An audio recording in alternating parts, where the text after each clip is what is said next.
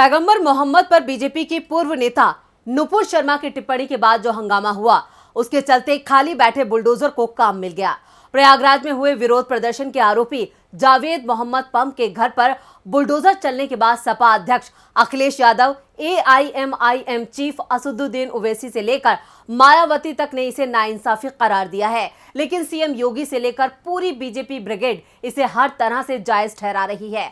मोहम्मद जावेद पम का आलीशान घर बुलडोजर के एक्शन से जमींदोज कर दिया गया। लेकिन क्या आप जानते हैं कि आखिर बुलडोजर की ये सारी कार्रवाई होती कैसे है? कौन इसका आदेश देता है? क्या 2024 के लिए बीजेपी बुलडोजर पॉलिटिक्स कर रही है? क्या अब योगी का बुलडोजर बन चुका है नफरत का प्रतीक? नमस्कार, मैं हूं परवीन शेख, आप देख रहे हैं हमारी स्पेशल रिपोर्ट। यूपी की योगी सरकार अपने बुलडोजर एक्शन को लेकर अब विवादों में आ चुकी है। योगी आदित्यनाथ को लोग बुलडोजर बाबा भी कहते हैं। 12 जून रविवार को प्रयागराज में विरोध प्रदर्शन के मास्टरमाइंड कहे जाने वाले जावेद पम का आलीशान घर बुलडोजर से जमींदोज कर दिया गया। लेकिन क्या आप जानते हैं कि आखिर बुलडोजर की ये सारी कार्रवाई होती कैसे है? कौन इसका आदेश देता है? चलिए हम आपको बताते हैं। बुलडोजर से संपत्ति ढहाने की कार्रवाई Uttar Pradesh urban planning and development act 1973 के तहत होती है। इस कानून की धारा 27 के तहत प्रशासन को अवैध संपत्तियों को ढहाने का अधिकार है। इसके लिए विकास प्राधिकरण के चेयरमैन और वाइस चेयरमैन नोटिस जारी कर सकते हैं। राजस्व विभाग के अधिकारी इसमें उनकी मदद करते हैं। क्या कहता है कानून? एक्ट के तहत अगर संपत्ति गिराने का अंतिम आदेश जारी हो चुका है तो प्रशासन को अधिकतम 40 दिनों के अंदर संपत्ति को गिराना होगा। संपत्ति गिराने का आदेश उस संपत्ति के मालिक को अपना पक्ष रखने का एक अच्छा मौका दिए बिना जारी नहीं किया जा सकता। आदेश जारी होने के 30 दिनों के भीतर संपत्ति का मालिक आदेश के खिलाफ चेयरमैन से अपील कर सकता है। चेयरमैन अपील पर सुनवाई के बाद आदेश में संशोधन कर सकते हैं या फिर उसे रद्द भी कर सकते हैं।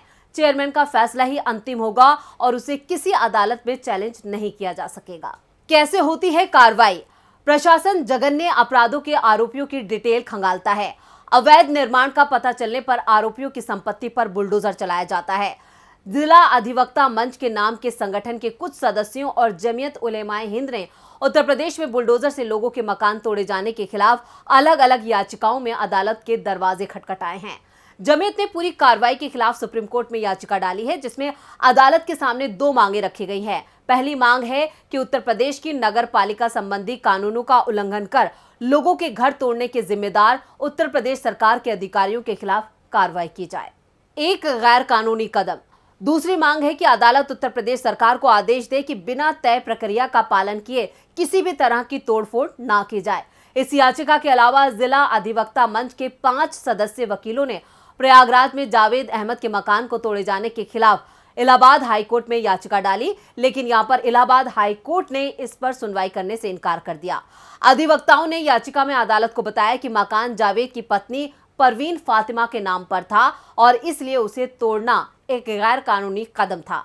पिछले हफ्ते 10 और 11 जून को प्रयागराज समेत उत्तर प्रदेश के कई शहरों और दूसरे कई राज्यों में बीजेपी की पूर्व प्रवक्ता नुपुर शर्मा ने पैगंबर मोहम्मद साहब के खिलाफ दिए बयान के विरोध में प्रदर्शन हुए थे।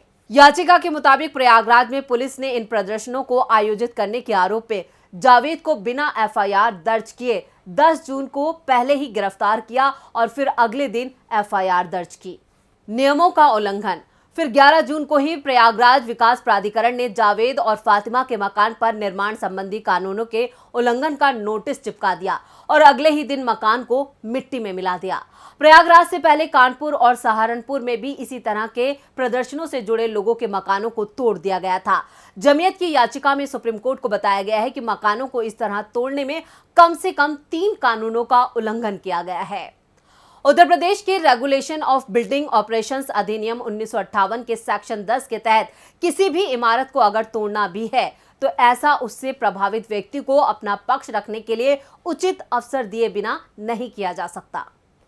इसके अलावा उत्तर प्रदेश नगर योजना और विकास अधिनियम 1973 के सेक्शन 27 के तहत भी मकान तोड़ने से पहले प्रभावित व्यक्ति का पक्ष सुनना जरूरी है और इसके लिए उसे कम से कम 15 दिनों का नोटिस दिया जाना चाहिए। याचिका में यह भी कहा गया है कि इसी अधिनियम के तहत प्रभावित व्यक्ति मकान तोड़ने के आदेश के खिलाफ आदेश के 30 दिनों के अंदर अपील भी दायर कर सकता है। जमीयत ने कहा कि उत्तर प्रदेश में इन सभी नियमों का उल्लंघन किया गया है, जिसके लिए अधिकारियों के खिलाफ कार्रवाई की जानी चाहिए। तो ये वो नियम है जिनके तहत यूपी में बुलडोजर कार्रवाई की जा सकती है, लेकिन प्रयागराज में जावेद पंप के घर पर हुई बुलडोजर कार्रवाई न सिर्फ गैर कानूनी है, बल्कि यूपी की योगी सरकार ने नियमों को ताक पर रखकर ये कार्रवाई की है।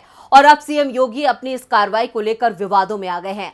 विपक्ष ने योगी सरकार के खिलाफ मोर्चा खोल दिया है, तो वहीं जमीयत ने सुप्रीम कोर्ट में याचिका दाखिल करके योगी सरकार के खिलाफ कानूनी जंग छेड़ दी है। ओवैसी ने कहा है कि बुलडोजर चलाकर भारत के रूल ऑफ लॉ पर बुलडोजर चला दिया गया है। ये नफरत नहीं तो क्या है।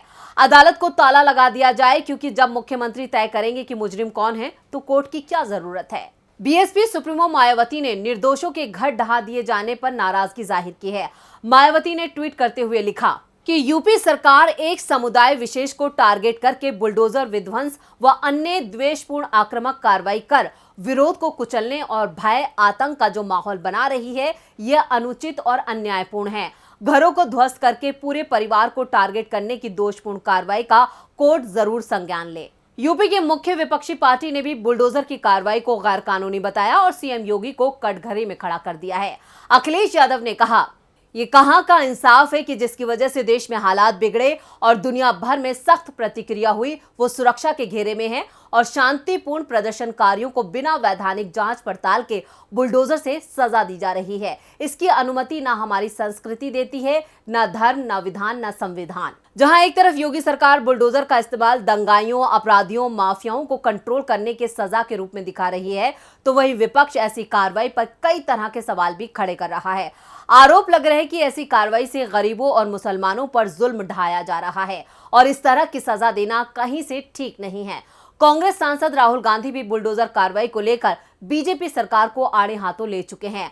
राहुल ने मोदी सरकार पर निशाना साधते हुए कहा था कि महंगाई और बेरोजगारी पर बुलडोजर चलाने की बजाय बीजेपी के बुलडोजर पर नफरत और डर सवार है। गंभीर अपराधों के अपराधियों के विरुद्ध ऐसी कार्रवाई नहीं की गई, जैसे कि तोड़फोड़ की कार्रवाई करने वाले लोगों के विरुद्ध की जा रही है, और इसका उद्देश्य बदला लेना है। किसी भी राज्य प्रशासन को प्रभावी गतिरोध के रूप में ऐसे कदम उठाने का नैतिक अधिकार नहीं है।